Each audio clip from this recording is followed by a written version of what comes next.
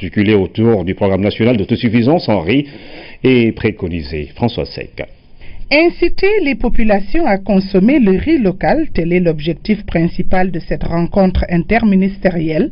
Tous les acteurs de la filière autour du Premier ministre ont mené la réflexion à partir d'une analyse. Entre 2013 et 2016, la production a augmenté de 35% et en retour, on a eu une baisse des importations d'environ 6% par an. Dans l'espace de la CEDEAO, la production risicole augmente, mais les importations également augmentent, ce qui est un paradoxe. Même si la situation n'est pas spécifique à notre pays, il est important de réguler le marché et d'amplifier la contractualisation.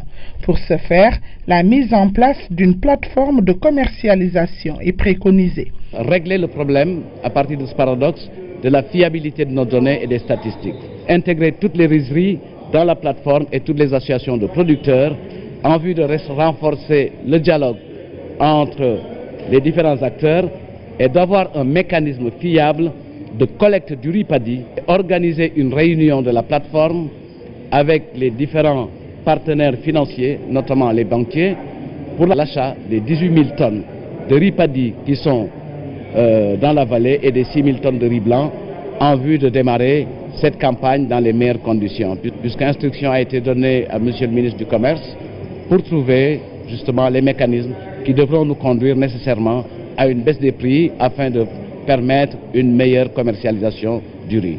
Le riz, denrée de grande consommation, occupe une place importante dans la balance commerciale.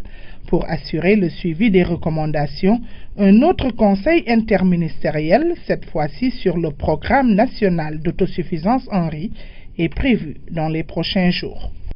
Dans le même sillage, cette tournée du ministre de l'Agriculture et de l'Équipement rural au Fouta, c'est dans les SIPA, les sociétés d'intensification et de la production agricole installées dans la zone que le ministre s'est rendu. Les SIPA sont considérées comme des entreprises agricoles rurales. Elles ont fini de créer des emplois et des revenus pour les populations, surtout chez les jeunes et les femmes. Pendamoa. Lors de cette tournée de suivi dans la vallée, le ministre a souhaité visiter autre chose que le riz. C'est ainsi qu'il s'est rendu au niveau des SIPA installés un peu partout dans le Fouta. Il s'agit des sociétés d'intensification de la production agricole, de véritables entreprises rurales gérées par les producteurs eux-mêmes sous la tutelle du PRODAM, un projet du ministère de l'Agriculture et de l'Équipement rural. Les SIPA ont beaucoup apporté parce que chaque SIPA emploie 150 jeunes qui ne faisaient rien, ou bien qui étaient à Dakar pour faire des tirages et consorts. Mais maintenant, ils sont tous là. Il y en a qui partaient à Dakar ou bien au Congo, en Côte d'Ivoire, qui mettaient 10 ans ou 7 ans, maintenant ils sont là. On avait fait une campagne de bâtonnette, c'est-à-dire les courgettes, avec 10 hectares, pour une charge de 6,5 millions de francs CFA, dont les recettes tournent autour de 21 500 000. Là, actuellement, nous sommes en campagne de 22 hectares de pommes de terre, et 1,5 hectare de piment et 1 hectare de pastèque pour un coût global de 25 millions, dont nous attendons 660 tonnes de pommes de terre, 15 tonnes de piment et 40 tonnes de pastèque que nous avons déjà contractualisées pour des recettes attendues de 97 500 000. Cette œuvre bien inspirée de Monsieur le Président de la République, son Excellence Macky Sall, a permis véritablement de réduire le chômage et de lutter contre la pauvreté dans notre commune.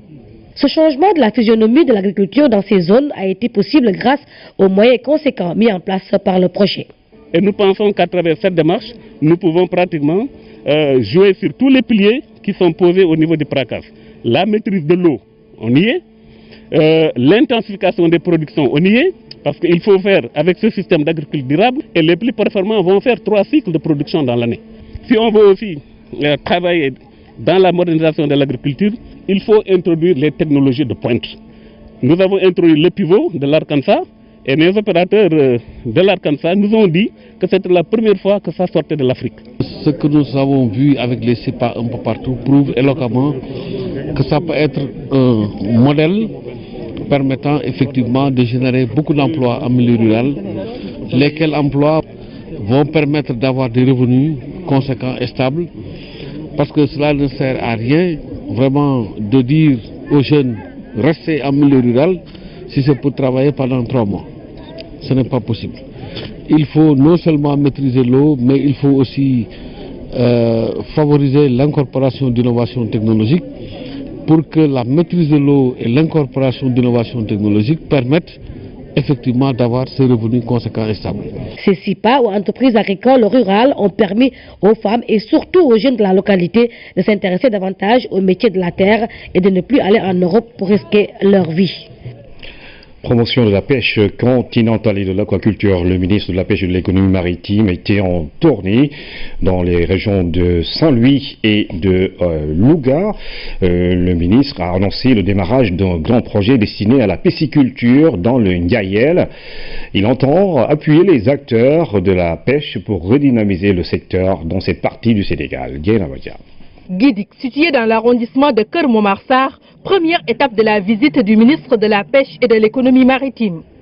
Ce centre de pêche construit en 1957 manque de moyens et de personnel. La pêche continentale nécessite qu'on l'appuie davantage, de la même manière que nous appuyons la pêche maritime. Le centre de pêche de Mbane, créé en 1962, connaît presque les mêmes difficultés. De plus, il est délabré. Nous avons visité un ancien un vieux centre de formation qui est complètement délabré, qui nécessite une réhabilitation pour pouvoir continuer d'être un réceptacle de formation pour les populations, notamment les populations qui s'exercent à la pêche continentale et à l'aquaculture.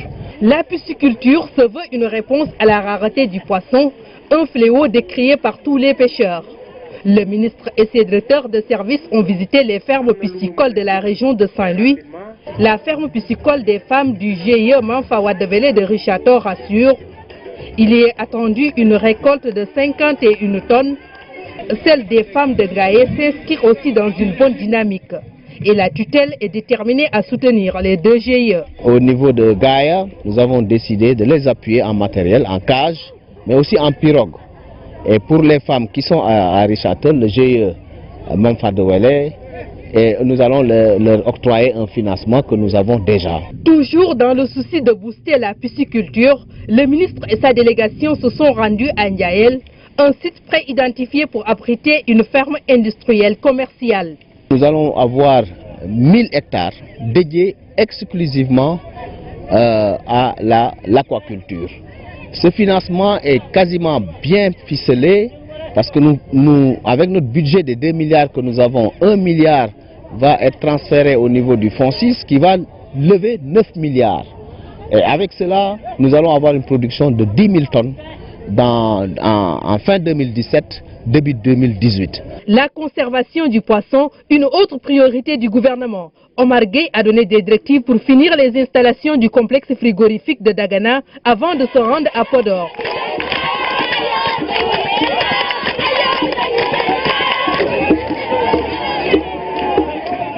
Ici, il est allé à la rencontre des pêcheurs de Gayo. Ces derniers lui ont fait part de leurs doléances. Le ministre a pris bonne note et quitte la région de Saint-Louis pour celle de Matam. Et puis le 4e salon halieutique d'Agadir au Maroc a pris fin avec une participation honorable du Sénégal. Les acteurs de la filière étaient très représentés. Le gouverneur de la région Souss Moussa, qui s'est déplacé sur la demande du roi Mohamed VI, a clôturé ce rendez-vous du secteur halieutique et réaffirmé l'engagement du roi à consolider les excellentes relations entre le Sénégal et le Maroc. Envoyés spéciaux au Maroc, Blaise Mikilan et Cher Bambagay. Vu la participation du nombre de pays et des richesses halieutiques présentées, Halietis est devenu un rendez-vous incontournable. La pêche, un secteur dynamique pourvoyeur d'emplois, premier au niveau des exportations, ce qui justifie à suffisance la présence de toutes les entités sénégalaises présentes ici à Agadir en matière de pêche. Un bilan satisfaisant tiré par le comité d'organisation. Ce plaisir particulier qui consiste à avoir relevé un défi, celui de l'emballage. Cet effort est aujourd'hui récompensé puisque vous avez constaté avec nous que tous ceux qui se sont présentés au stand du Sénégal ont félicité nos femmes pour la qualité de la présentation et c'est dû essentiellement à la beauté de leur emballage. Pour magnifier et consolider les relations excellentes qui unissent le Sénégal et le Maroc, le wali ou gouverneur de la région Souss Massa a été dépêché par le roi Mohamed VI, Zeynab El Adawi, en compagnie des autorités sénégalaises, à exprimer tout l'attachement du royaume au Sénégal. Ça reflète l'amitié maroco-sénégalaise, ça reflète aussi l'art de faire de la femme sénégalaise en toute matière et pratiquement en matière de pêche. Et j'espère que ces femmes et ce stand se réalisera chaque année avec chaque fois une thématique et des surprises culinaires. Les relations maroco-sénégalaises sont ancrées de par l'histoire. C'est des relations spécifiques, à la fois économiques, sociales, à la fois spirituelles. Et vraiment on le sent lorsqu'on va à Dakar, on se sent chez nous. Et lorsque nos amis sénégalais viennent au Maroc, ils se sentent chez eux. Les projets entre le Sénégal et le Maroc sont nombreux, surtout en matière de pêche. Des fermes pilotes aquacoles sont même prévues entre les deux pays. Une 4e édition pleine de succès, le Sénégal et le Maroc, deux pays aux relations diplomatiques et économiques excellentes. C'est à l'image de ce qui lie nos peuples, mais aussi nos dirigeants, et je dirais Sa Majesté le roi Mohamed VI et son Excellence M. Macky Sall, le président de la République du Sénégal. Les relations sont d'excellentes relations, je pense, de coopération que nous renforçons de jour en jour. Et ce que vous avez vu aujourd'hui est une déclinaison, je dirais, de la vision ou des deux visions aujourd'hui par rapport à l'amitié, mais par rapport à toutes les relations qui existent entre les deux pays. Effectivement, quand on est au Maroc, on se sent chez nous. Les Marocains, quand ils sont au Sénégal, ils se sentent chez eux. Je pense que ça, c'est le bonheur pour tous, comme l'a dit Madame le gouverneur. Et ça, on l'a ressenti. De leader exceptionnel, Sa Majesté. Oui. Et on l'a senti tout à l'heure quand on était au stand du Sénégal. Je pense qu'on a vu un même peuple, et un peuple enthousiaste. Les deux étaient très heureux, très enthousiastes de se retrouver encore dans un espace maroco-sénégalais. La visite de la gouverneure de la région Souss Massa a donc constitué le point d'orgue de cette 4e édition du salon Halieutis ici à Agadir au Maroc. Un stand de 50 mètres carrés pour le Sénégal, assorti d'un appui conséquent aux opérateurs sénégalais. Tout ceci a été rendu possible par le président de la République, son Excellence, M. Macky Sall. C'est bien le gouverneur de la région Souss Massa qui a clôturé le salon Halieutis au Maroc. 7 milliards de francs CFA, c'est l'enveloppe injectée dans la région de Saint-Louis entre 2012 et 2016. Ces investissements ont permis de construire et d'équiper plusieurs infrastructures scolaires conformément aux promesses du chef de l'État lors du Conseil des ministres décentralisés. Le ministre de l'Éducation, en tournée dans la région, a présidé un CRD spécial consacré au secteur et a visité plusieurs chantiers. Massamba Tchana. À Nyandan, le chantier du collège franco-arabe, l'infrastructure qui a coûté 80 millions de francs CFA comprend entre autres un bloc administratif, 6 salles de classe, des toilettes séparées, un mur de clôture, etc. À l'accueil de la délégation du ministre de l'Éducation nationale, cette forte mobilisation. Le collège va régler le problème, ça nous permettra alors d'ouvrir un second cycle, certainement avec l'accord du ministre, et d'aller jusqu'en terminale. Et comme il y a un lycée enseignement général qui est là, certainement le ministre autorisera l'ouverture d'une filière franco-arabe au niveau du lycée, et ce qui réglera le problème définitivement. Autre chantier visité, le bloc scientifique et technologique de Dagana dans le collège Makassar, puis celui du lycée Charles de Gaulle de Saint-Louis en cours de réhabilitation. Deux infrastructures qui ont coûté respectivement plusieurs milliards de francs CFA. Nous remercions le président de la République du Sénégal, nous remercions monsieur le ministre, parce que ce bloc scientifique est d'une importance capitale pour nous, les Daganois, pour nous les élèves. Vraiment, c'est un bloc scientifiquement important, parce que ça nous permet d'apprendre des choses sur la science, parce qu'avec la science, on peut tout faire. Le deuxième jour du séjour du ministre a été consacré au CRD spécial sur le secteur. Ouverte par la présentation du bilan par l'inspecteur d'académie, les discussions ont duré environ 3 tours d'horloge. Constat général, l'État a mobilisé plusieurs ressources pour développer le secteur de l'éducation dans la région nord. Il y a eu des investissements qui sont faits et réellement faits au niveau de la région de Saint-Louis. Et à l'occasion, nous saluons la clarté et la transparence de la gestion de l'inspection d'académie, qui, de par la réduction de comptes, a mis tous les acteurs à l'aise. 7 milliards 37 millions de francs CFA ont été injectés dans le secteur de l'éducation entre 2012 et 2016. Ce montant a permis de réaliser, entre autres, 638 salles de classe dans l'enseignement élémentaire, moyen et secondaire, 51 blocs administratifs, 50 blocs d'hygiène et 114 points d'eau, sans compter les autres ouvrages annexes. En marge des différentes visites de chantier, le ministre s'est rendu auprès de quelques familles religieuses. D'abord à Nyandan chez le calife Abdurrahman Nyan, puis à Diaminar dans le faubourg de Sor pour voir le Dara Sant Sunu Borom dirigé par Imam Taïbouba. Partout, Serigne Mbaye Thiam a décliné la vision du président Macky Sall de soutenir l'enseignement coranique à travers le grand projet de modernisation des Dara PAMOD et le paquet Dara. Accès à l'eau potable, assainissement urbain et rural, des priorités pour le gouvernement dans le cadre du plan Sénégal émergent. Face à la presse, le ministre en charge de ces deux secteurs stratégiques a décliné les ambitions et présenté les résultats de son département. Dans le même temps, le Sénégal s'apprête à recevoir le Forum mondial de l'eau en 2021. Tierno Amolossi. Un exercice, une démarche inscrite dans une volonté de rendre compte aux populations. En toute transparence, la politique hydraulique du Sénégal est passée au peigne fin. Ce sera des questions sur tout ce qui concerne l'hydraulique et l'assainissement, de la ressource à la production. En projection, un bilan avec des chiffres qui traduisent une vision nouvelle de l'assainissement. Au moins 508 milliards de francs CFA sont mobilisés. En les comparant de 1996, date de la création de l'ONAS, en 2012, on avait mobilisé 145 milliards ont été mobilisés, contre 508 milliards de 2012 à l'horizon 2022. C'est pour dire que le défi de l'assainissement urbain, ce défi sera atteint.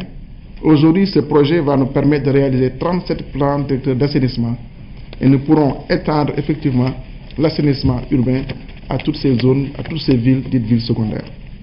Sur l'assainissement rural, il y avait une politique de latérisation qui est en cours. Et cette politique va nous permettre de mobiliser plus de 120 000 systèmes d'assainissement individuels en milieu rural. À côté des cités bien assainies, l'eau est bien maîtrisée. Notre pays a atteint l'objectif du millénaire pour le développement en eau, 2 ans avant l'échéance fixée. Au niveau de l'hydraulique urbaine, nous sommes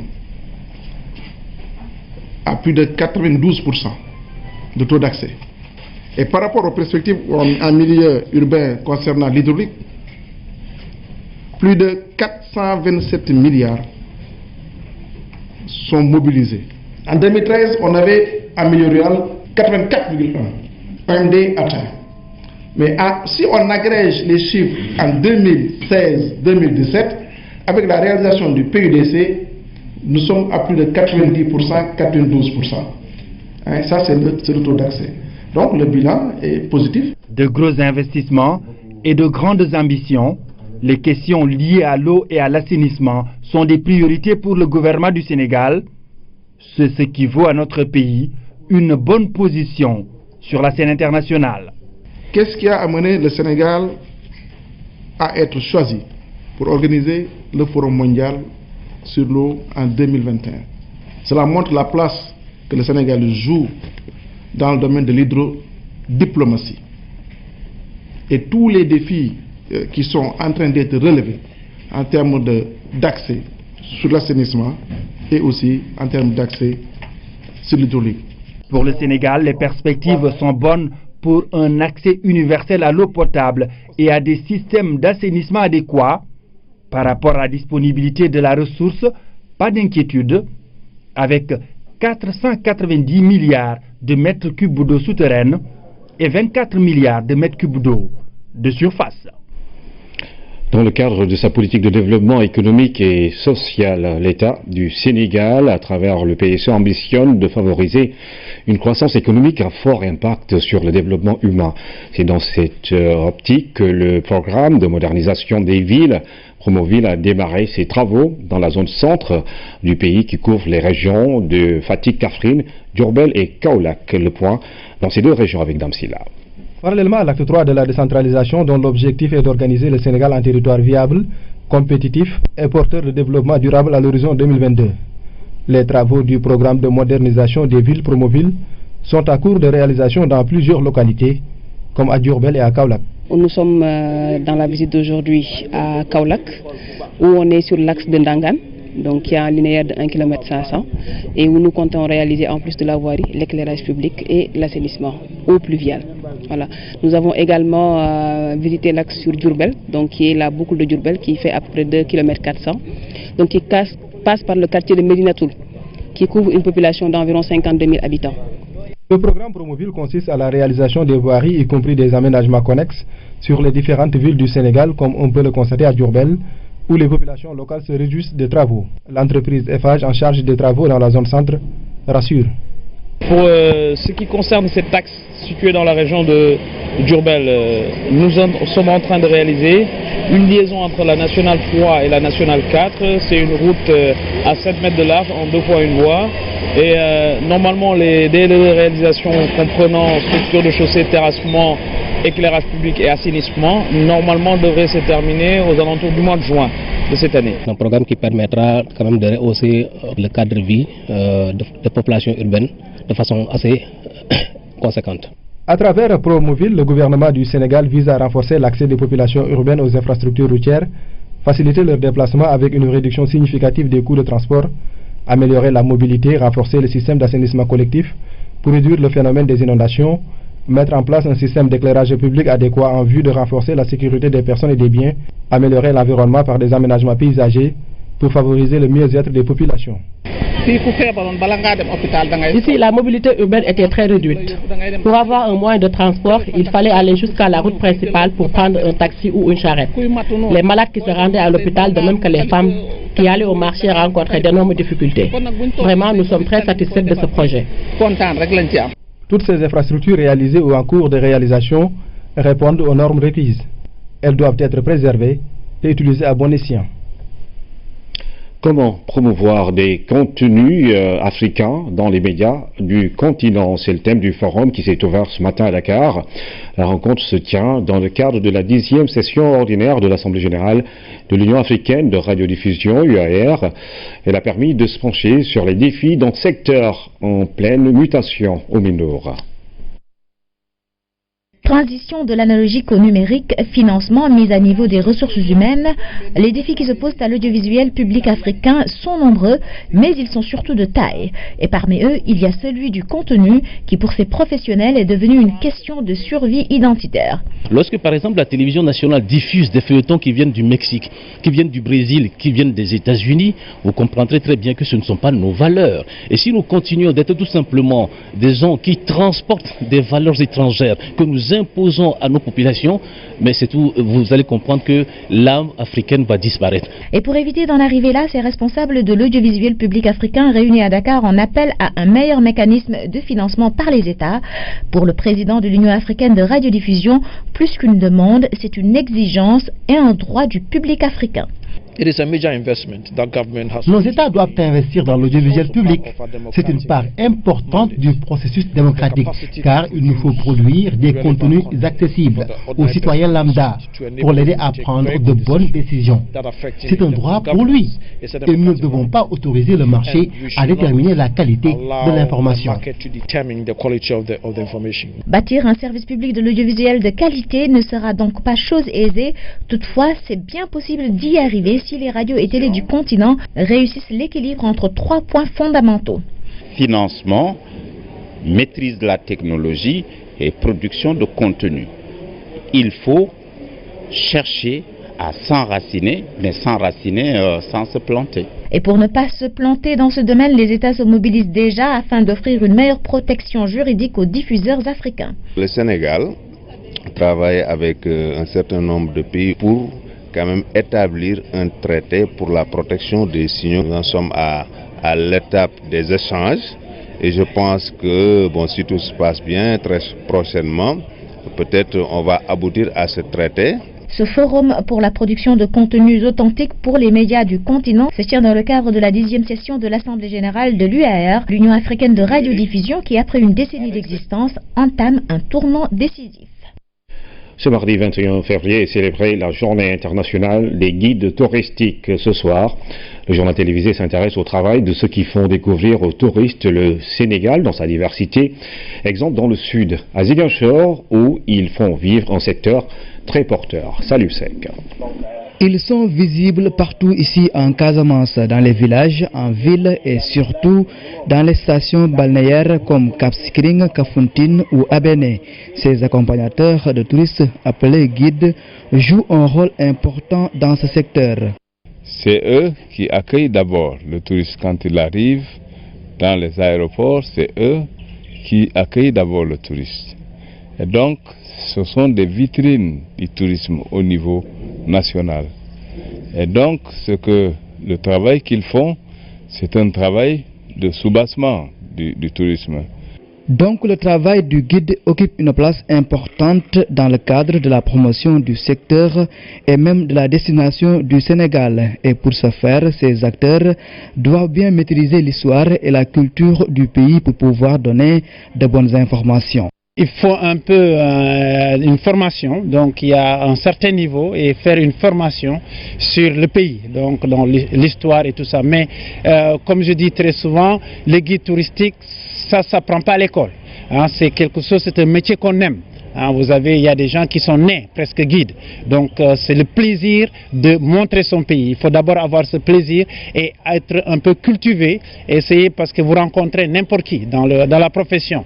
Vous pouvez rencontrer un grand économiste, vous pouvez rencontrer un paysagiste. Et tout ça, c'est le guide qui doit pouvoir entretenir la discussion. Un guide touristique doit normalement maîtriser l'histoire d'une zone, d'un site touristique, connaître son histoire, connaître qu'est-ce qu'il y a à voir, comment y aller, qu'est-ce qu'il y a à visiter. En Casamance, les guides touristiques se sont bien organisés. Ils ont mis sur pied une association et ses membres ont bénéficié des sessions de formation. Nous avons quand même organisé des formations, des séminaires et tout ça, des mises à niveau, des guides. On a ouvert ici, on a créé ici l'office de tourisme. L'office de tourisme, ça sert à ça. On ne peut pas mettre n'importe qui comme guide. Il faut sélectionner les personnes qui doivent faire ce travail, mais des personnes sérieuses et des personnes qui ne doivent pas raconter n'importe quoi. Des personnes qui connaissent la culture locale et la culture de ce pays. Ces sessions de formation et d'encadrement portent déjà ses fruits. Sur le terrain, le travail des guides est bien apprécié par les touristes. Tous les guides qu'on a eus, tous ceux qui nous ont accueillis, ont été remarquables. On voit qu'ils aiment vraiment leur pays, qu'ils le connaissent très bien, qu'ils se renseignent pour que les touristes puissent profiter du maximum. Voilà, je pense que c'est vraiment plus à 5 étoiles. Casamance est une zone touristique par excellence. On y trouve des stations balnéaires et des zones touristiques à découvrir. Toutefois, ce secteur est confronté par moments à des difficultés. Mais aujourd'hui, avec les décisions prises par le gouvernement, le tourisme connaît des avancées significatives. La saison, elle est bonne et on commence bien. Donc, depuis justement cette levée de l'interdiction de voyager sur la Casamance, on voit une affluence de touristes ici, à Ziguinchor, au Cap Skirring, à Kafountine. Et donc c'est très positif pour le tourisme ici en Casamance. Cette affluence a eu des impacts positifs sur le travail des guides touristiques qui voient leur chiffre d'affaires augmenter. Le métier nourrissonome, s'il y a une très bonne influence, c'est-à-dire s'il y a beaucoup de touristes qui entrent. Si la saison il y a une entrée touristique, le métier nourrissonome. Cette année, il y a une évolution par rapport à l'année dernière. L'entrée qu'on a actuellement, on n'a pas eu ça l'année passée. Cette année, il y a vraiment une grande évolution. Ouais. Ainsi, les guides touristiques participent au développement du pays. Cette journée internationale est pour ces acteurs une occasion de faire connaître leur métier afin d'attirer le public sur le rôle important qu'ils jouent dans la diffusion de connaissances. Et il faut être en très bonne santé pour faire ce travail. Sida, tuberculose et paludisme, 3 fléaux qui touchent particulièrement l'Afrique, d'où la nécessité d'une formation continue des personnels soignants. C'est l'objectif de cette 5e session ordinaire organisée par le Collège des médecins d'Afrique en partenariat avec le Collège des médecins de Londres. Au final, c'est plus d'un demi-millier de médecins de l'Afrique de l'Ouest qui auront bénéficié de cette formation, Marc Diawa. 6 pays pour ce 5e cours de renforcement des capacités sur 3 maladies, le sida, la tuberculose et le paludisme. Le programme intègre aussi des maladies émergentes et réémergentes comme Ebola et Zika. Il est organisé par le Collège royal des médecins de Londres en association avec le Collège ouest-africain des médecins et l'UFR Santé de l'Université de Thiès. Ce cours est concomitamment délivré à Accra au Ghana, à Ibadan et à Lagos au Nigeria. La session de Dakar regroupe 30 médecins béninois, burkinabés, guinéens, maliens et sénégalais. Les 30 derniers médecins sur 130 médecins. Donc au bout de cette semaine, 130 médecins des pays francophones d'Afrique de l'Ouest auront été formés. Au-delà des questions relatives à la physiopathologie, aux aspects cliniques et au traitement, un accent tout particulier est mis sur le leadership médical. Le médecin n'est plus seulement un dispensateur de soins, il est un décideur, il est une personne influente de la société, il doit communiquer et il est également gestionnaire. Au terme du cycle de session, 510 médecins d'Afrique de l'Ouest auront acquis les dernières connaissances et stratégies pour mieux combattre ces infections. Toutes ces sessions ont reçu le satisfecit après évaluation par le prestigieux Collège royal des médecins de Londres. Dans l'espace sous-régional, les problèmes de santé étant à peu près identiques, l'intégration des formations devrait laisser entrevoir des résultats intéressants. Un lot de matériel global demi-milliard, 200 millions de francs CFA a été remis à l'hôpital principal de Dakar par l'ONG Hôpital Assistance Internationale.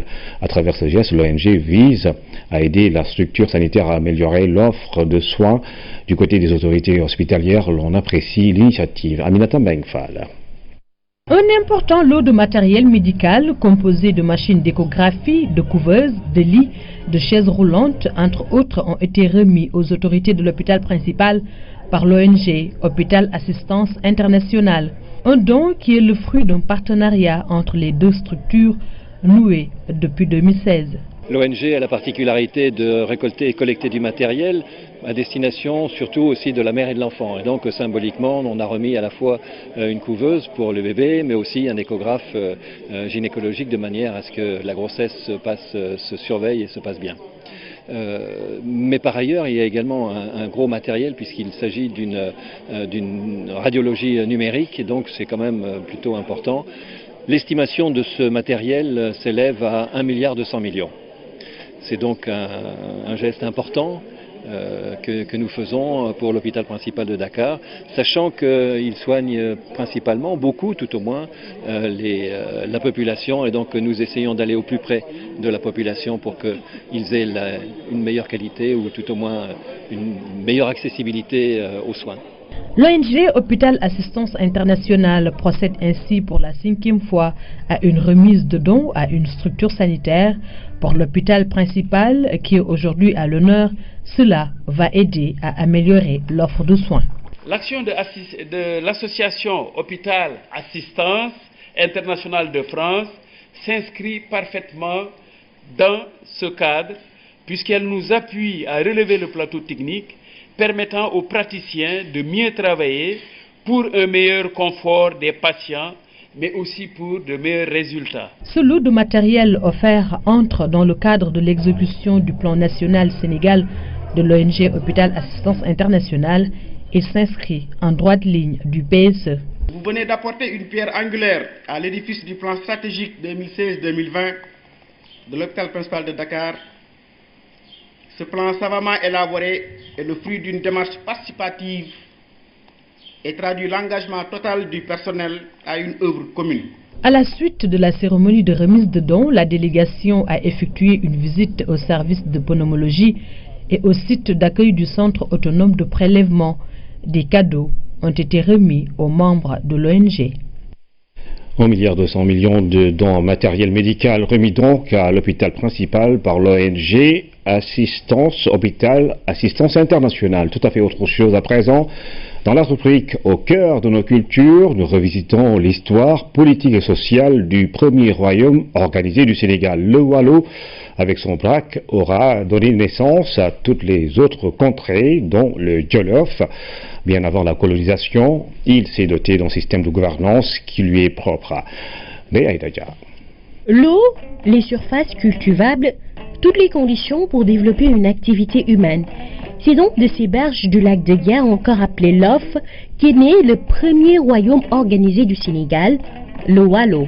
Et toutes les grandes civilisations ont éclos à travers, autour des fleuves. La civilisation chinoise autour du Yangtze-Kiang, la civilisation française autour de la Seine, anglaise autour de la Tamise. Donc la civilisation Wolof a eu éclos autour des rives du lac de Guiers, autour des lofts. Dans son ouvrage Waalo Braque, l'historien Ahmed Sey le démontre d'ailleurs à juste titre et explique que de là est issu tous les autres royaumes du Sénégal, dont le Jolof, et la chanson historique racontant le passage de Ndiaye Ndiaye, fondateur du Jolof, à Manguemboy, village du Waalo, en est l'illustration.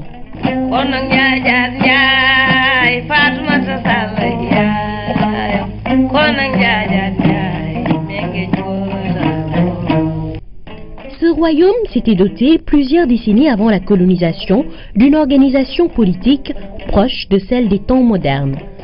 Le Braque, qui était le président de la République en quelque sorte, Djaoudine, qui était le président de l'Assemblée des électeurs, le Djogomay, qui était en quelque sorte le ministre des eaux et forêts, le ministre de l'environnement. Il y avait le Malo, qui était le trésorier général du pays, l'appareil judiciaire, l'appareil fiscal. Il y avait un exécutif déconcentré du pouvoir, qui était un officier du Braque, qui était un kangam du Braque, mais en même temps, il y avait un sérigne qui était élu par les populations. Le roi était élu sur la base des grands électeurs composés de plusieurs familles régnantes, les Logars, les Tédièques et les Djoss, issus d'une certaine diversité ethnique. Les Mots, les Sérères, les Toucouleurs étaient tous de la même famille. On les trouve chez les Logars, on les trouve chez les Tédièques, on les trouve chez les Djoss. Premier État Wolof conquis et organisé, le Waalo fut le seul royaume du Sénégal dirigé à une époque par une femme d'Ateyala, dont les correspondances avec le gouverneur Faidherbe restent mémorables. Un groupe de volontaires japonais séjourne actuellement au Sénégal. Ils vont se consacrer au secteur porteur de croissance. Il s'agit de l'éducation, de l'agriculture, entre autres, et cela pendant 2 ans. Une politique de coopération bilatérale qui date de 37 ans entre les deux pays. Lamine Touré. La coopération bilatérale entre le Japon et le Sénégal, c'est une longue histoire. Elle est marquée par le séjour constant de volontaires japonais dans notre pays. Cette année encore, ils sont 13 acteurs du développement local à fouler le sol sénégalais. Je vais enseigner la langue japonaise à l'ISM à Dakar.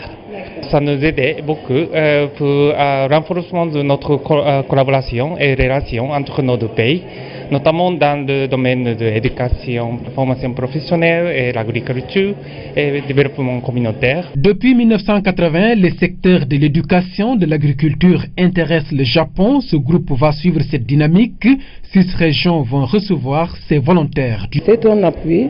Et depuis 2011, au niveau du système des Nations Unies, le volontariat a été reconnu comme une donnée macroéconomique qui influe beaucoup sur les stratégies et politiques de développement et que l'Assemblée générale des Nations Unies a demandé d'ailleurs à tous les pays membres du système des Nations Unies à prendre en compte le volontariat dans les politiques et stratégies de développement pour accompagner les politiques publiques. Le volontariat est une donnée économique importante pour les pays en voie de développement. D'ailleurs, l'axe de coopération entre le Japon et le Sénégal reste largement porté par cette politique. Alassane Ouattara a réagi après le mouvement d'humeur des forces spéciales et puis 74 migrants ont été retrouvés morts en Libye. Le Burkina Faso, qui a un nouveau gouvernement, c'est l'actualité internationale avec Cheikh Traoré. Réaménagement ministériel au Burkina Faso, le chef de l'État a procédé à une légère retouche de l'équipe. 2 ministres quittent l'attelage gouvernemental et 5 autres font leur entrée. Principale décision de ce réaménagement, Roch-Marc Christian Kaboré n'est plus ministre de la Défense, poste qu'il cumulait avec ses fonctions de chef de l'État. Le ministre de la Jeunesse du gouvernement sortant hérite du poste.